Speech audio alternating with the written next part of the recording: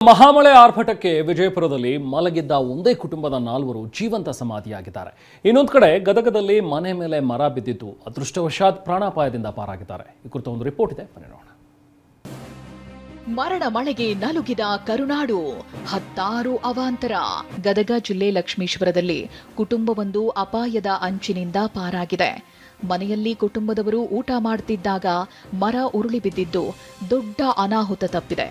ಭಾರೀ ಶಬ್ದ ಕೇಳ್ತಿದ್ದಂತೆ ಕುಟುಂಬದವರು ಹೊರಗೋಡಿ ಬಂದಿದ್ರಿಂದ ಹೂವಕ್ಕ, ಪತಿ, ಮಕ್ಕಳು ಸೇರಿ 5 ಬಚಾವಾಗಿದ್ದಾರೆ. ಇತ್ತ ಬಿರುಗಾಳಿ ಸಹಿತ ಮಳೆಗೆ ಹಾವೇರಿ ಜಿಲ್ಲೆ ಅಲೆಮಾರಿಗಳು ಅಕ್ಷರಶಃ ಕಂಗಾಲಾಗಿದ್ದಾರೆ. ಇಜಾರಿ ಲಕಮಾಪುರ ಗ್ರಾಮದಲ್ಲಿ ಅಲೆಮಾರಿ ಸಮುದಾಯದ 10ಕ್ಕೂ ಹೆಚ್ಚು ಗುಡಿಸಲುಗಳು ಮಳೆಗೆ ಹಾರಿ ಹೋಗಿವೆ. ಇದರಿಂದ 3 ದಿನದ ಹಸುಗೂಸು, ಬಾಣಂತಿ ಪರದಾಡುವಂತಾಗಿದೆ. ಇನ್ನು ರಾಣಿಬೆನ್ನೂರು ತಾಲೂಕಿನ ಹಿರೇಬಿದರಿ ಸೇರಿ ಸುತ್ತಮುತ್ತಲಿನ ಭಾಗದಲ್ಲಿ ಭತ್ತ ಹಾನಿಗೊಳಗಾಗಿದೆ.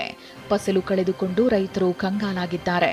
ಕೃಷಿ ಅಧಿಕಾರಿಗಳು ಪರಿಶೀಲಿಸಿ ಸೂಕ್ತ ಪರಿಹಾರ ನೀಡಬೇಕೆಂದು ಅನ್ನದಾತರು ಆಗ್ರಹಿಸಿದ್ದಾರೆ. ದಾವಣಗೆರೆಯಲ್ಲಿ ವರುಣಾರ್ಭಟಕ್ಕೆ ರೈತರು ತತ್ತರಿಸಿ ಹೋಗಿದ್ದಾರೆ. ಚನ್ನಗಿರಿ ತಾಲೂಕಿನ ಸಂತೆಬೆನ್ನೂರಲ್ಲಿ ಬೆಳೆ ನೆಲಕಚ್ಚಿದೆ. 1500 ಎಕರೆ ಭತ್ತದ ಬೆಳೆ, ಅಡಕೆ ಮರಗಳು ನಾಶವಾಗಿವೆ. ಬೆಳೆ ಹಾನಿ ಪರಿಹಾರ ನೀಡುವಂತೆ ರೈತರು ಒತ್ತಾಯಿಸುತ್ತಿದ್ದಾರೆ. Bureau report, TV9.